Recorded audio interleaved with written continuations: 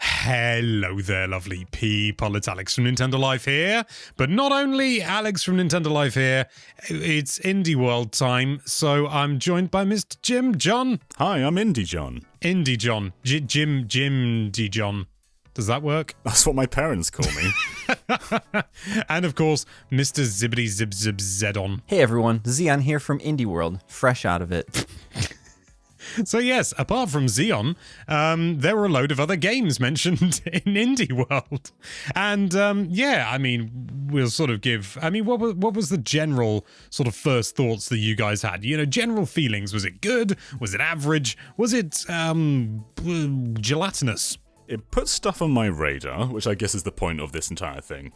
I was a bit confused why so many titles were so far out. Like they'll be saying, oh, it comes out in winter, it comes out next year.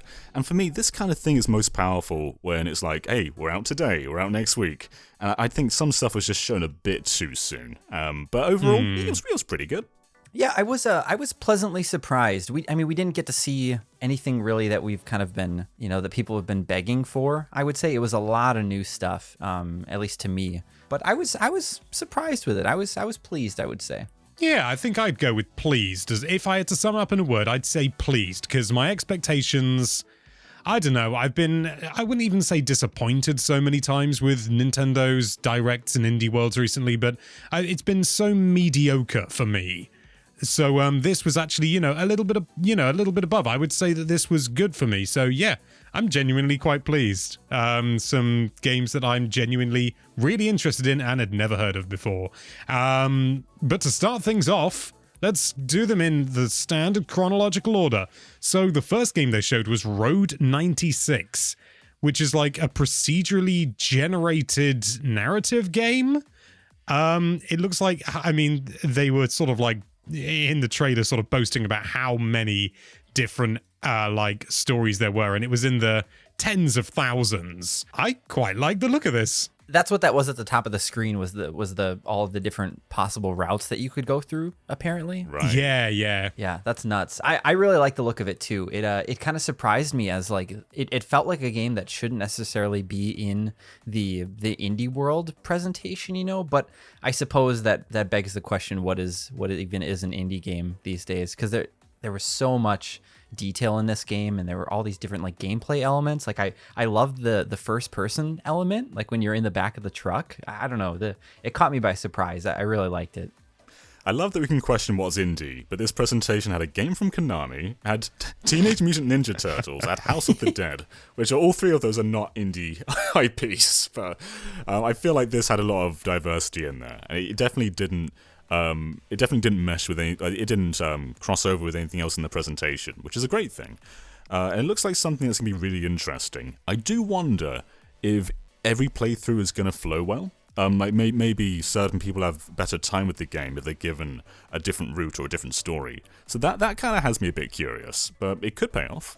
I imagine there's going to be big chunks that will get kind of like replayed in different playthroughs. I mean, there has to be. So, you know, you're going to be doing different chunks in different orders, and it may well be that there are small changes here and there, and that would be really cool. But yeah, I'm keen on the idea. I think it looks pretty all right. Looks swell. The next one they introduced was Aerial Knights Never Yield, which was a sort of it described itself as a running, or sort of a narrative-based runner. And I've got to say, I think the game needs a little bit of polish here and there, but visually, like in its art direction and the soundtrack, it's an absolute banger. Yeah, it's a bop. I couldn't agree with you more. I think the soundtracks will stood out to me. Like visually, it looks good.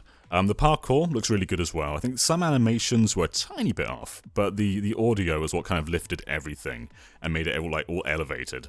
So yeah, this is definitely on my radar now. And there's a demo, I think right now on the eShop. I think I'd rather wait until the full release, but I have enough confidence that this seems like something I'll pick up. Yeah, I think certainly, like, if the music is directly tied to the gameplay as well, something like Bit Trip Runner, which Bit Trip Runner is great and the music's great, but it's definitely sort of very plinky plonky compared to what we heard in here, which is like proper like real, like properly composed music that's a little bit less video gamey, if you know what I mean. Yeah, I'm not really the type of person that enjoys runners very often, but the art style and music definitely have me interested as well. The next, they next kind of sort of bundled two games together from Annapurna Interactive, Last Stop and Hindsight. I don't know whether it was just me, but neither of the trailers really gave much away about these games. No, you're not they wrong. They appear to be sort of like first-person narrative kind of story-driven games. I really like the art style of Hindsight, the second one, but yeah, I was a little bit lost. Yeah, I somehow got less out of these than I did the trailer reel at the end. Like, it just went by so fast. Again, it looks neat. I like that a lot of these indie games aren't just like 8-bit pixel art styles. They all sort of they stand out on their own. That's cool. But I don't really have an impression of this one. Yeah, it seems like these both seem like the kind of games that might be best to go in blind. Thinking, now that we're actually speaking about it now as well. And so maybe it was a good thing that they didn't show off as much, because I'm interested in both. But obviously, they're not out yet. We don't know what other people think, and we haven't gotten to play them ourselves. So, I can't say anything else about it because we got shown so little. But I trust the publisher at the very least, because they always seem to put out some really cool stuff. I think they put out Sayonara Wild Hearts and like Donut County. Oh, they're the same guys. Okay, a lot of confidence then. I don't think they're developing these, but they're at least publishing, and they've got that good track record. Moving on, we had OlliOlli World. Now, OlliOlli is a series that I remember from mostly my working life, because it was kind of like a sort of a big deal for quite a long time on the Wii U. And I had completely forgotten about it. So this was a really like refreshing kind of like callback. And it looks great. Like, I don't fully understand how the world aspect works, because it looks like that maybe there are branching paths in places, but I don't fully understand. But I mean, just from having played OlliOlli before, god damn, it looks good. They were saying in the presentation that taking different routes would change the difficulty up to. So if you're having a tough time on one route, you can just sort of take a different one and keep flowing. So that's quite cool. The art style, though, is the big thing for me. This is night and day over the original games. It looks stunning. Yeah, I mean, I didn't dislike the original art style, but it was a little simple. This is very much, it's more distinctive, isn't it? Mm-hmm. Yeah, I played through one of the original OlliOlli games on, I think, thanks to like PlayStation Plus on PS4 or something like that, and it just didn't really gel with me. But I think the thing that I really loved in like the Tony Hawk games, at least like the later ones, was just the ridiculous narrative and the crazy characters and stuff that you'd run into. And I love that, like, I think you end up encountering like a fish that's in one of those not the mind readers, but gosh, what are those things called that they read your... Oh yeah, one of the fortune tellers. There's like a head, yes, and it's like an animatronic type thing. Yes, exactly that. But yeah, there was a fish floating in one, and I just love the weird characters. So I'm more excited for this. Just imagining a fish knowing more about the future than us. Hey, I mean, you never know. Splatoon, that's a thing. The next game they showed, when the guy was initially talking about it, I wasn't exactly bowled over from the description. It sounded a bit sort of, I don't know, it sounded a little bit sort of old hat and stuff like that.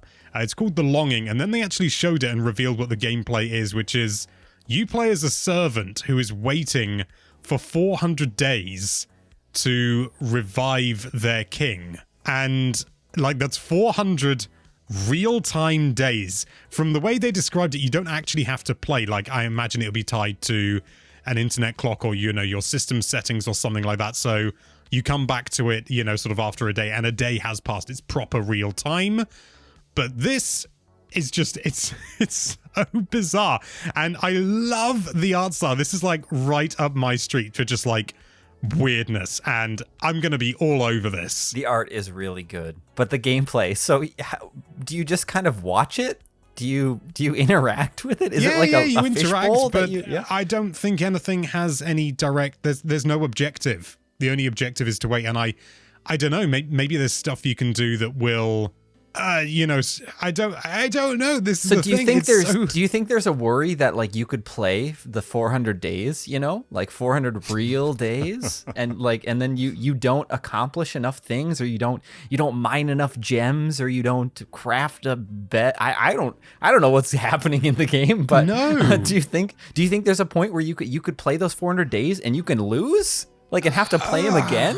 Again. I don't know. Can you imagine? I've got a feeling that maybe if you you missed the final sort of minutes of the 400 days, that maybe the king would be annoyed with you. I was like, I don't know, but the fact that it raises so many questions is so exciting to me. I'm just imagining Majora's Mask if the time limit was real time. Like you have 72 hours to sort things out. Well, they were toying with that for a while, I think, weren't they? Oh, like a real-time clock? I think and so. I think they decided against it because, to be fair, it is, for a Zelda game, it doesn't make any sense. Is it out today, actually? I believe it is, yeah. It's out later today. So by the time you guys are watching this, it's probably out. Sweet. So all right, I'm probably going to be playing it, Alex. or another one of the games on this list, because there's quite a few out today. I think this speaks to Alex because the main guy looks like Mr. Burns. He looks like Mr. Burns and Lucy from Disenchantment. Yes. Yes, totally. They've had a baby. With a little bit of salad fingers, which is, that's a mix right up my street. Another game that's coming out later today is There Is No Game, Wrong Dimension. And again, I suppose in some ways it's sort of similar to The Longing, but a little bit, it's more gameplay focused. And they didn't show a great deal, and I think that's intentional. We've seen a few games like this before where, it looks to be, it's sort of a comedy adventure is the way that they described it. And I think it looks interesting enough, but what do you guys think? I'm gonna be frank, I have no idea what was happening during that trailer. They were hesitant to say more, weren't they? Like, they were saying things along the lines of, oh, why don't you play and find out yourself about the mysteries? I feel like there's some kind of big twist. Like, maybe there is a game, and they're just hiding it from us. What if? Maybe. It reminds me, in some ways, in terms of its structure, it reminds me of the Stanley Parable, where it's one of those things where you want to play it, and it really is best to experience it firsthand. Like, if you watch somebody playing the Stanley Parable, it is not the same as playing it yourself. Like, that game is bonkers. And it's doing a new version of it, Stanley Parable Ultra Deluxe. It's not relevant, but I really want that to come to Switch. Just want to put that out there. Crows, if you're watching, do it. Next on the agenda was Teenage Mutant Ninja Turtles Shredder's Revenge, which, just from looking at it, yes. It looks incredible. Looks perfect. Yes. This looks like the sequel to Turtles in Time I've been waiting for so long to play. I have so much faith in this studio too. They've delivered time and time again. And the gameplay doesn't just look like a refinement of the original. It looks like an evolution. Like, the pacing is so much faster. I can't wait to play this. It's not often where we actually, where a dream project like this happens. Like, this is definitely something that, like you even said, John, that people have been waiting for years, and it looks like they're doing it right. And I love the little chibi animations up in the top of all the turtles, and the fact that they have different running animations, and there's just so much life pumped into this game. And I believe Tribute Games, which is one of the developers of the game, I believe they're comprised of people that worked on Scott Pilgrim. So which explains why the art style and just the game has so much life, because that game was just fueled by Scott Pilgrim lore and the world that surrounds it. So everybody has every right to be excited about this game if you're a TMNT fan, or even just a fan of beat 'em ups. Mm-hmm. And we had seen this game briefly before, a couple of weeks ago, so this isn't a brand new reveal or anything. But it's still really cool to see it in this much depth. I've got to say the one thing for me, and it's a minor thing, but the one thing that really tickles me the most is the art style, and not specifically the pixel art style. That's really good. I'm not, downplaying that at all. But it's the fact that they're going with the classic sort of 80s, 90s art style from the cartoons. Because that's how I always knew them. I also knew them as Teenage Mutant Hero Turtles. Because that's, for some reason, what they were called over here. Yeah, no, this is great. This ticks so many boxes. That's a good point too, because there are. I think they just ended the recent. I just watched a video by the Cartoon Gamer where he was talking about the new Teenage Mutant Ninja Turtles series, and I think they just called it quits on that one. So, I mean, maybe that's why they're theming it around the classic Turtles too. Is maybe they have more plans to do something else, but. I'm glad that I am also glad that it's just the classic version of the Turtles that we all know and love, and not some new movie tie-in or something like that. I love that the trailer ends too by throwing an enemy towards the camera. Like it's so in line with Turtles in Time. Like, it looks like it's taking all the best elements and just modernizing them with all these new ideas too. And the comedy's great too. Like, there's one scene where there's like enemies working in the background, and as you show up, they just sort of stop typing and get up. Like, the detail looks great. Yeah, that was very Scott Pilgrim. Next up, we have Cris Tales, which it appears to be sort of like a turn-based sort of RPG strategy game. All I can think of, though, oh my god, it's gorgeous, isn't it? Like, it is such a visual treat. I was so distracted by the art that I wasn't really paying attention to what was being said. So do any of you guys have any idea? I'm kind of the same. I think the combat looks cool, but what I really love are the like when it mixes with dimensions. Like, you see, like, you're going across a normal two-dimensional plane at one point, but then you sort of walk into the background and start moving around everywhere. Like, it looks beautiful. It's like a hand-drawn aesthetic, but you can move up and down, which is something we don't see much. But yeah, it just looks stunning. Yeah, there's a demo on the eShop for this game, and it's been there for a while. I have it downloaded on my Switch, and I just still haven't played it.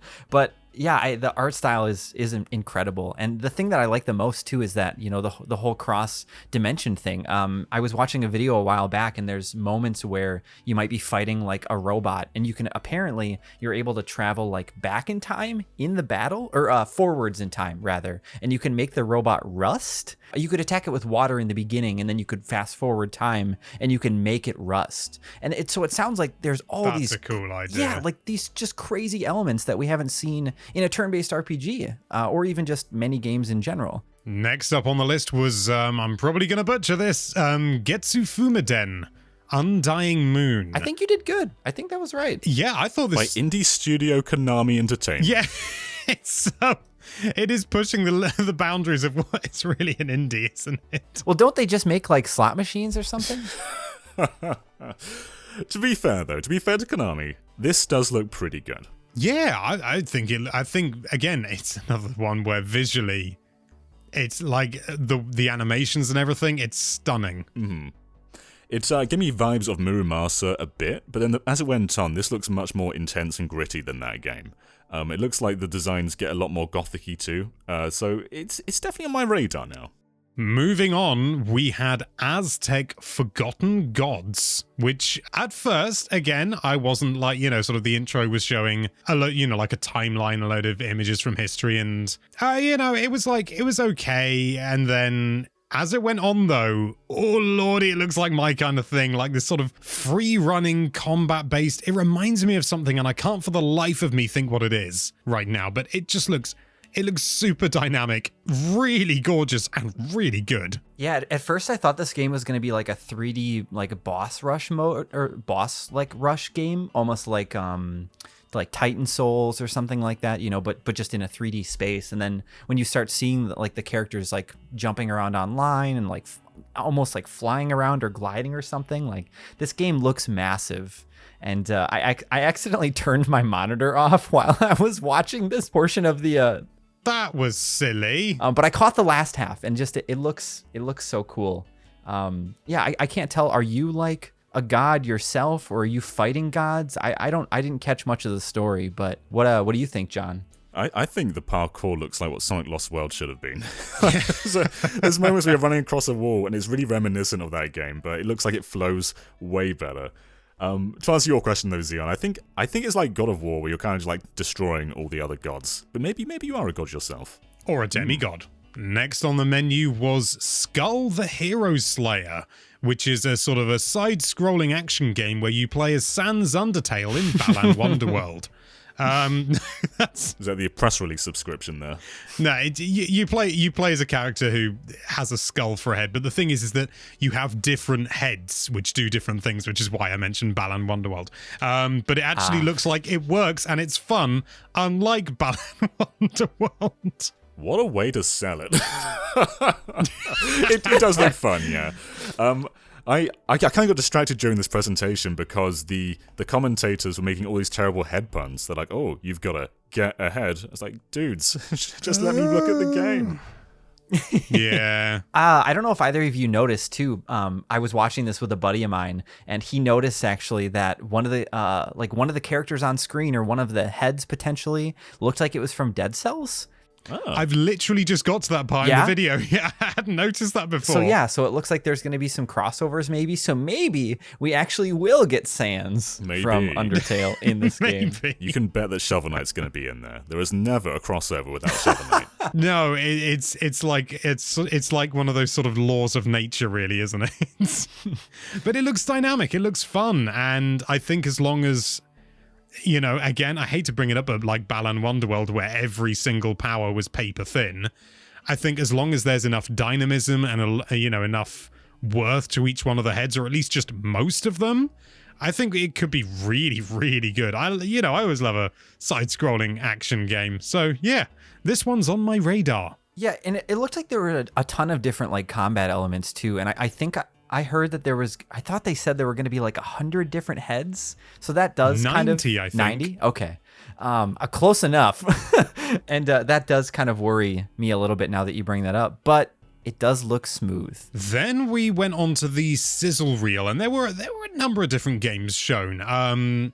Obviously, there are two that we already know about, that we've mentioned before we started recording, that we're definitely going to be talking about. But were there any others that you guys saw that you know, in the Sizzle reel that really sort of piqued your interest? I don't know about the gameplay of this, but Labyrinth City reminded me a lot of Where's Wally in its art style. Yeah. I'm going to have to try and scrub through and find that to verify. Is that really a Where's Wally? Oh, I've just got to it. You know what? I know exactly what you mean. Or for Americans, where's Waldo? Thank you. Where's Waldo? Yeah, the American over here still knew exactly what you were talking about, though, John. It's fine. Oh, that's good. I don't really get an idea of how the game plays, because I don't know if we're trying to find someone or something, because it doesn't really show the objective. But just in pure art, like, this is really reminiscent. Yeah, if it's like a scavenger hunt or something like that, but you actually get to roam around in the world, that would be really fun. I don't know who doesn't love those kind of games, the books, that is. Yeah, no, I've got to say, I'm really... really excited for this one now. That's a really tasty little number. Yeah. What about you, Zeon? Any big ones there? Honestly, most of them just kind of flew by for me, except for I think the big two. So was there anything else that you saw, Alex, that really piqued your fancy? Well, I'm curious. I wouldn't say it's like I'm really keen to play it, but I'm keen to learn more about Beasts of Maravilla Island. It kind of looks like a sort of a free-roaming... Well, it's like a photography game, so it's kind of like Pokemon Snap. Maybe a little bit Beyond Good and Evil. Did that have a camera in it? It did. You're right. Okay, my mind just suddenly, as I was saying that, went, no, Alex, that's wrong. So I'm glad I wasn't. But yeah, I just think that looks quite interesting. I'm curious to know how that's gonna work. But the big two... were House of the Dead remake, or The House of the Dead, I should say. And one, well, you've already seen it, no doubt. Fez, come on, you know. So, Zeon, you mentioned briefly The House of the Dead. What did you do when you saw it? I screamed out loud. I did not know that this was happening. And we talked about this a little bit, you know, just briefly before we started recording today. But yeah, I had no idea this was a thing. And I was thinking, you know, is this by the people that made Panzer Dragoon on Switch? That would make sense. And unfortunately, I was told by you guys that yes, it is. But would you like to explain why, either of you? Because I never played Panzer Dragoon. Yes, John. You have an opinion. Yeah, I get very heated over Forever Entertainment. So they got the rights to a bunch of Sega IPs a couple of years ago. I think maybe 2 years ago now. So they got Panzer Dragoon 2, and House of the Dead at the same time. And that's around the time that Sega also gave Streets of Rage to another IP as well, another developer as well. So they were just kind of licensing out all their games, and they did these all in bulk. Turns out, though, Panzer Dragoon Remake didn't have the best reception. It's at a 63 on Metacritic, and personally speaking, the original Panzer Dragoon is my favourite rail shooter ever. So it's like, to me, if you were to remake a Mario game and give it a bad jump button, give it quite cheap visuals, and just make it altogether worse than the original, I think people would be quite upset at that. And that's exactly what this was to me. So there were tons of things wrong with it. Like the reticule was just sluggish and it moved slowly, and it overlapped with the dragon and didn't properly exist in 3D space, and it just felt like a lesser effort. And this is a development studio that puts out dozens upon dozens of games a year. They quite often have 99p games. They're more of the shovelware side. So for Sega to trust these IPs with them worries me a lot. And I'm not going to instantly say that House of the Dead isn't going to live up to expectations, because maybe it will. But that's like if Balan Wonderworld developers announce a new game. I wouldn't be jumping at the moon saying, oh, yeah, maybe this will be good, because I doubt it. I have no hope in this. And we're seeing in the footage, too, the reticule's being moved with an analog stick. And maybe we'll have gyro. But Panzer Dragoon had gyro, and it's one of the worst gyro controls I've ever used in my life. So I have no hope that this will be good. If it's average, then that's the highest sort of goal I have for it right now, but I'm not excited. I'm glad I had like a moment of bliss. You know, I was untouched by this knowledge, and now here we are. But I feel better off knowing knowing this. One thing I do hope, though, don't touch the voice acting. If they re-record it and get good actors in, it's ruined. Oh no! You can't change the voice acting. Could you imagine? Do you think they'll have a typing sub-game? They better. They better. Using the Switch keyboard, as in not USB keyboard, using the on-screen keyboard. But the other one, which I've already mentioned, which was, I think from what we've discussed is probably the biggest deal for me, is Fez. Now, I love Fez. I'm well aware of the creator being, should we say, a slightly controversial figure. But he did say that, like, he was never going to make another game again. And I'm not 100% sure, but he said he was, Fez was never going to be re-released. And Fez is being re-released on the Switch. And I love Fez to death. It's one of, for me at the very least, it's one of the original indie darlings. I have the soundtrack, I listen to it. And yeah, sort of, if you ignore the creator, it's an absolutely drop-dead, wonderful, gorgeous game. Well, Switch got most of the legacy indie games in its first year. Like we had Meat Boy and Cave Story. They're all kind of in the launch period.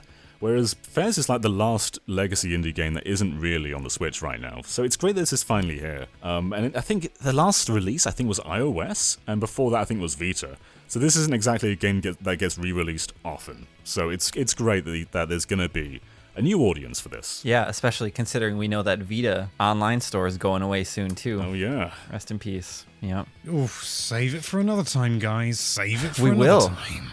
Yeah, let us know if you want us to chat about the Vita store going down on Nintendo Life. Yeah.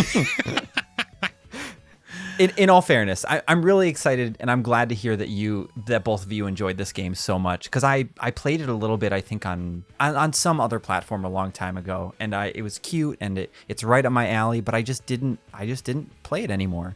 And I feel like there's probably a lot more people in the same boat as me, who maybe got it through PlayStation Plus or something years ago, and it's nice to have it on another system, one that we play all the time. It's just a perfect fit for Switch, in my view, especially with the, the portable aspect and stuff like that. John, I know you said it's been on Vita and iOS, but even then, I think it is just... the Switch is the ultimate indie machine, so in my mind, kind of like from a historical point of view, the Switch has now, can definitely attain that title. It's never going to be the Switch is the ultimate indie machine, except it doesn't have Fez. So in my mind, this is only a good thing. And then the last game that they revealed was Oxenfree 2 Lost Signals. It was that classic kind of, we've got one more game. And I played the original Oxenfree, and I enjoyed it. I'm not sure it's the sort of game that warrants a sequel. I could be entirely wrong. I don't want to downplay it, but I wasn't when I played through Oxenfree, I wasn't thinking, oh my god, I want another one of these. I really enjoyed it for its time, but then when I was done with it, I was done with it. So I don't know. This sequel's going to have to do something pretty exciting to like get me properly on board. I played through a couple hours of it, and I know the original is not a long game either, but I put it down, and now I feel like I have to restart because I don't remember everything. But did you catch, either of you, if the sequel is like if it continues the story of the original? Because I didn't show much, one of the did character they? names sounded familiar. No, they were being very cryptic with it, but Yeah, they said something about Riley, and I thought Riley was in the first one, but someone will let me know if I'm wrong, you know. I mean, it definitely seemed to be playing off the original idea with the island and things like that, but I can't remember exactly if it's the same island. I don't know. I could be entirely wrong, but I believe it is, from what they showed, I'm getting the feeling it's a direct sequel. Okay. It's neat that one of the previous Indie Worlds ended with Axiom Verge 2. So we have Axiom Verge 2 coming, we've got Sports Story coming, we've got this game coming, we've got Hollow Knight sequel coming. So it feels like a lot of great indie games are getting these sequels, and that's great. You know, it's great that these developers can keep on making these games and pleasing everyone. So whether or not it'll be warranted, I guess we'll find out when we play out Oxenfree 2 ourselves. God, I just realised if they make another one, be Oxenfree 3, do it for that alone. Oh, don't do it. Oxenfree? One thing I do respect about this indie world, though, is they didn't just bring back games they've shown already, and they never really do this. They don't really, unless there's like a big announcement, like a release date's imminent or it's coming out now, they don't tend to just show games again for no reason. And I don't think they have to. Like, this is a platform to give other indie studios the time in the sun to show off their games. And I think if you keep bringing back Sports Story or Hollow Knight or all those other games, you're kind of taking that time away from developers who need the time in the sun. So while I would love to see Silksong, I don't think it's necessary until it's ready. Yeah, and some of these games too actually are coming out later this year, but a lot of them released today. And now that I'm looking at the list too, only one of them it appears is releasing next year, at least at this time, and that's the GetsuFumaDen. I don't feel confident about that. Just mumble a bit. You can't quite say the title. Yeah, no one will know. But yeah, that was this most recent Indie World. Overall, sum up your thoughts in 3 words, John. It is B. Sion. Can I do 4 words? No. Oh, man. Just drop one of the words, even if it makes no sense. House of No. Hello. What were you going to say? House of the No? I think House of No worked better. I agree. I suppose I'd have to give 3 words as well. I like it. There we go. That was really uneventful and uninteresting. What a way to finish off the video. Gotta end on a high. But yes, if you like this video, let us know what you think of the Indie World in the comments down below. And thank you so much for watching. If you like this video, then why don't you stick a fez on that subscribe button, or wear that subscribe button as a fez, because it's almost the right shape and color. And be sure to check out nintendolife.com for all sorts of lovely Nintendo-related content. Thank you again for watching. Bye-bye. Teenage Mutant Hero Turtles. Is that how it went in the UK? Something like that. Bye.